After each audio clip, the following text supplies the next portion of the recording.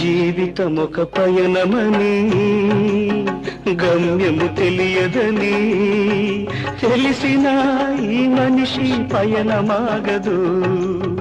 జననం ధర్మమని మరణం కర్మమని తెలిసిన జనన మరణ చక్రమాగదు. మరణం తథ్యమని ఏ జీవికి తప్పదని తెలిసిన ఈ మనిషి తపనాగదు.